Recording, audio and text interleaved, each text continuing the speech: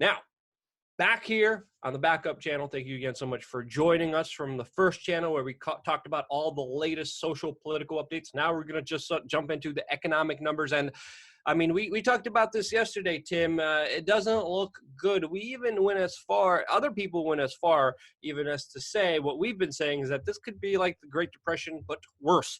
And if you remember the Great Depression, it wasn't just triggered by a stock market crash. There was a lot of other things, including massive unemployment.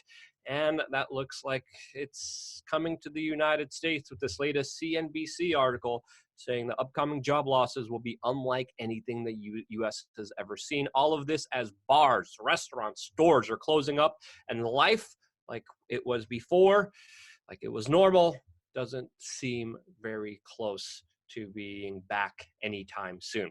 Tim, what do you make of these latest job numbers, and how do you think they'll affect the economy? Yeah, first I want to get into the article because this is pretty damning article in here. It's the upcoming job losses will be unlike anything the U.S. has seen before. The corona crisis is likely to result in layoffs on a scale the U.S. hasn't seen before. Economists expect April to be the first month when the damage really starts to show up because a lot of the stuff that there is lagging. So forecasts for that month range from 500,000 to 5 million. So quite the estimate over there. The worst month during the financial crisis saw non-farm payrolls decrease by 800,000. So we're talking, going from 800,000 at the worst of it during the financial crisis all the way to 5 million potentially. So just absolutely devastating numbers. And, as we go down here, the upcoming weekly jobless claims will shatter the standards set even during the worst points of the financial crisis. So much winning. We're going to be getting sick of winning. It's going to be huge. And the early 1980s recession, with the Bank of America forecasting a total of 3 million when the number is released Thursday. Those figures are expected to be so bad, in fact, that the Trump administration, according to several media reports, has asked state officials to delay releasing the precise accounts. While the headline unemployment rate is highly unlikely to approach the 24.9% during the Great Depression, it very well could be the highest in almost 40 years, something unthinkable for a jobs market that had been on fire as recently as February. Job losses will be counted not in the thousands or even hundreds of thousands, but rather in the millions.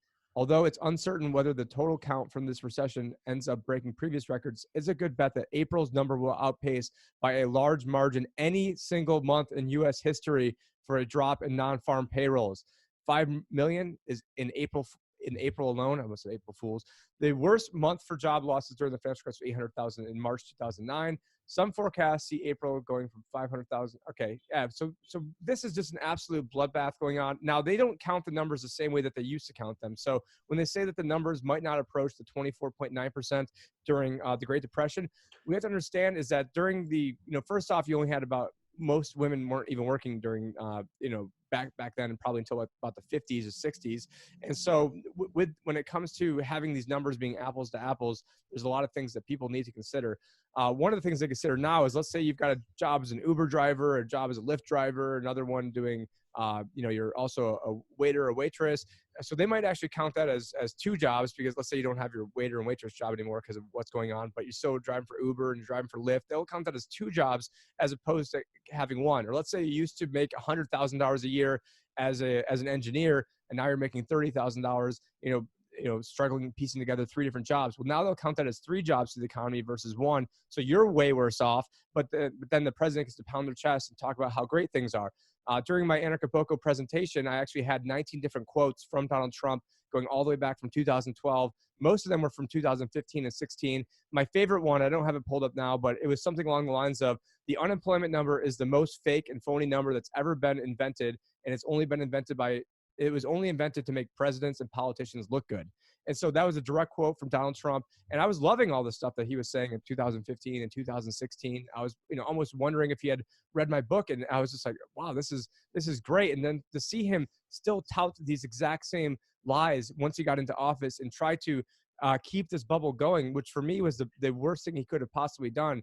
And, there's a reason why the very first podcast I ever made warned about trying to keep this bubble going, because I wanted Donald Trump to get in there to pick up the pieces, not to try to keep this fake, big, phony bubble going, which even in June of 2016, he calls it a big, fat, ugly bubble. And now that it's his big, fat, ugly bubble, and all these fake numbers that he was calling were fake, now that they're his good fake numbers, now he gets to take a victory lap on this.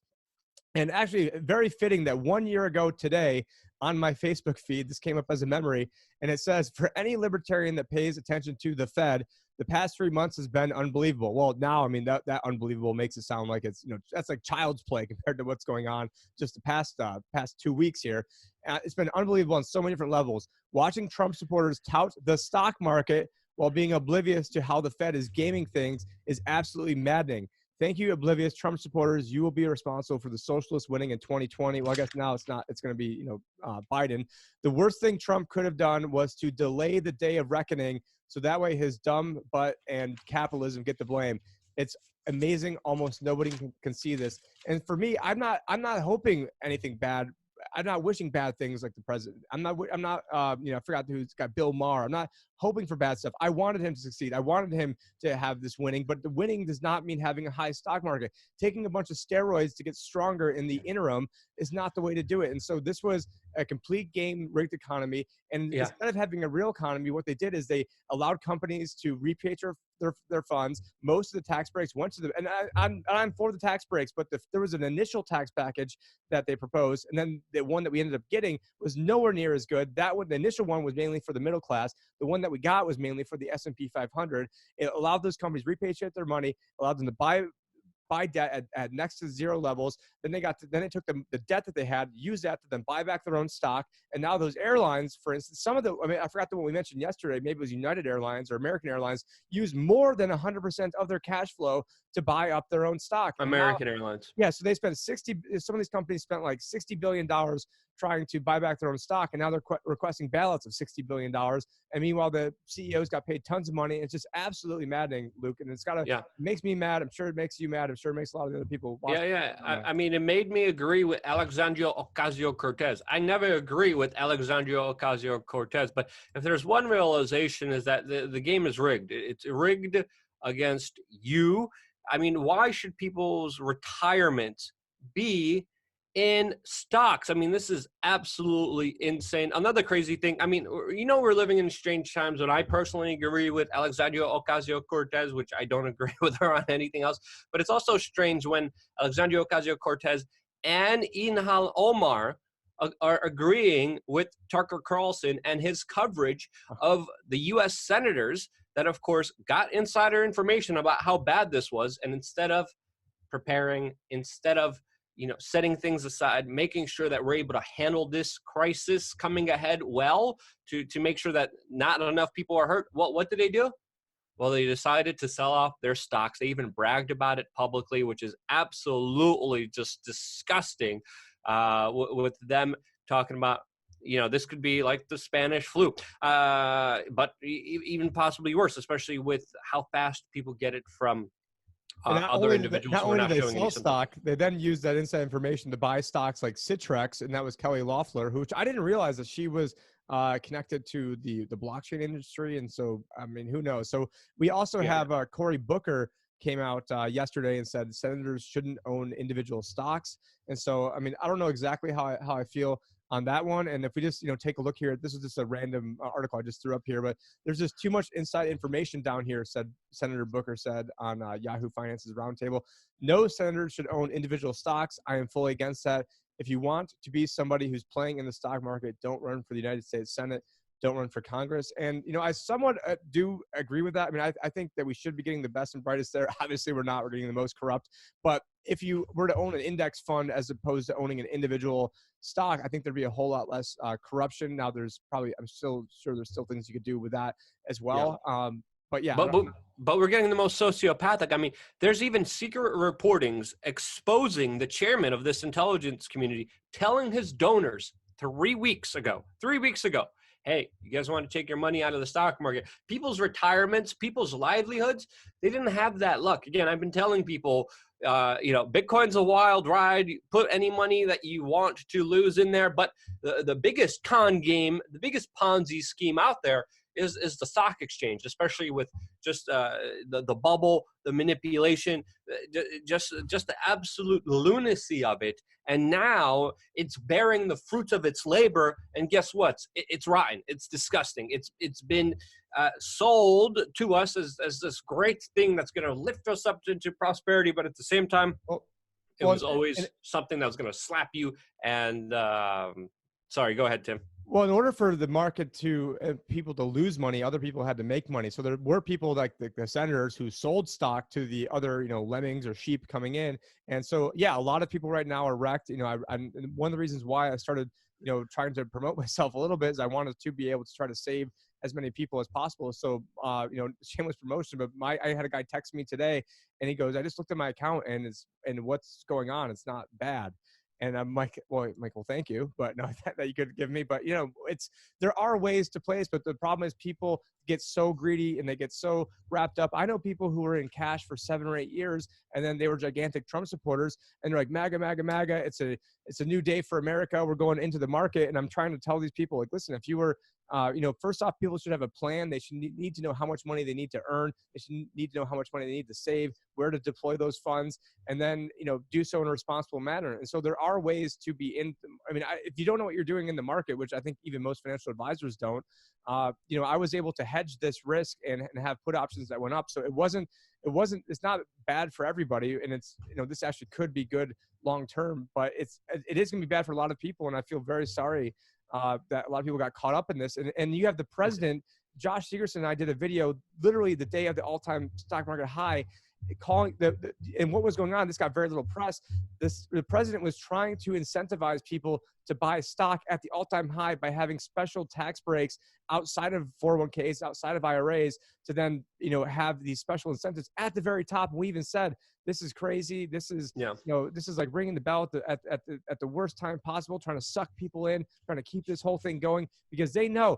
And I was talking about this during the Obama years, that the president, if the incumbent party, I think the stat was there's an 86% chance the incumbent party will win if the market is positive the 2 months prior to the election. Well, guess what? That's out the window. That's gone. And that's part of the reason why I made that Facebook post of, I thought they were going to yank it from him. I did not see this whole coronavirus thing coming. And that's about the biggest pain you could possibly have to pop this gigantic bubble, Luke. Yeah, it's absolutely insane. And again, promoting buy high, sell low, which is the absolute worst thing that you want to do, especially in this market. We've been telling you from the very onset of this. We've been telling you also, late January, February, the economic ramifications will be big. And now finally, the Atlantic just released an article. This is not a recession. It's an ice age. The New York Times, coronavirus recession looms. Its course unrecognizable.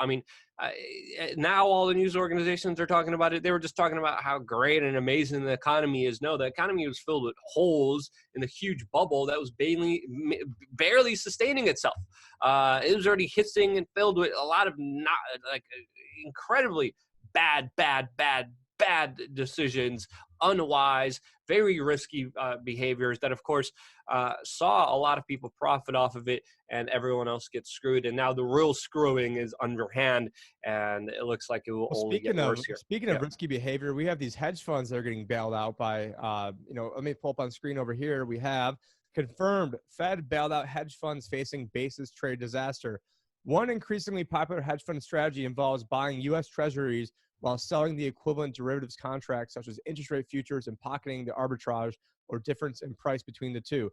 While on its own trade, this is not very profitable given the close relationship in price between the two sides of the trade, but as long-term capital management knows all too well, that's what leverage is for. Lots and lots and lots of leverage.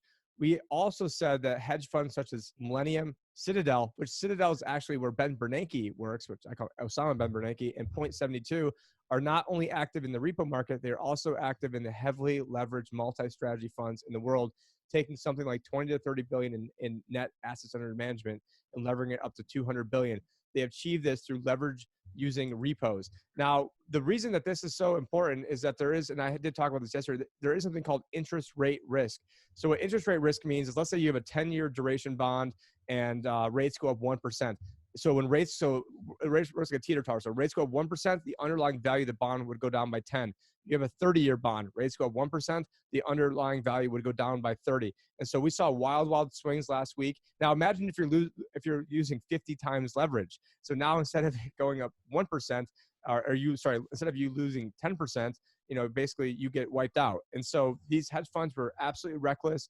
And wouldn't it be so fitting? I would absolutely die laughing if Citadel ends up going out of business, because that's where Ben Bernanke works. And that would just be so fitting if the former Fed chair's firm ends up going out of business. And you know what? It's all a bunch of hedge funds guys and people, with a bunch of yachts and stuff. So I wouldn't really feel too bad for them. But, as we keep going on, continuing in this article, it goes on to say, the hedge funds use borrowed money from the repurchase market for the popular basis trade, which exploit price differences between cash, treasuries, and futures. Though individual firms' borrowing is a closely guarded metric, people familiar with the transaction said some of them levered up as many 50 times their own wagers. Leveraged funds exposed to this basis trades could be as much as $650 billion, JP Morgan Chase and Co. strategists said.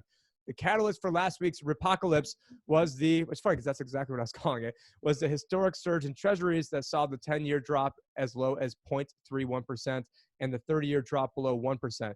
As investors scrambled into treasuries, hedge funds got hammered again, and the result was a difficulty in completing the trades, which, as Bloomberg correctly writes, was a contributing factor to the Federal Reserve's decision to pledge $5 trillion to keep the markets running smoothly.